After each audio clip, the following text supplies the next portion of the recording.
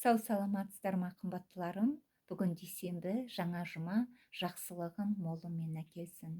Таңда жазылған өлеңімді оқып берейін.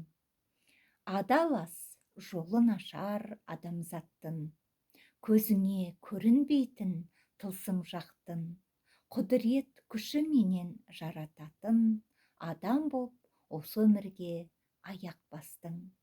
Келдің сен осы өмірге парызыңмен, орындау керек болар шарты менен, орындап үлгеруге тырысып бақ, амалы осы өмірдің орындау хақ. Сарп қылма өміріңді дүниеге, білім ал, шаршамастан жастық шақта. Уақытты құр бекерге өткізбесен, үнемдеп, жоспарлап біл әр сағатты. Жастықта білім білмедім деп бекер қылма.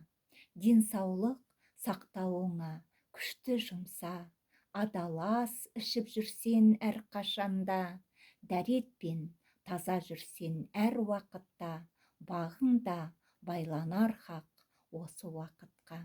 Сау саламатта болыңыздар, дендеріңіз сау, жолдарыңыз ашық болсын.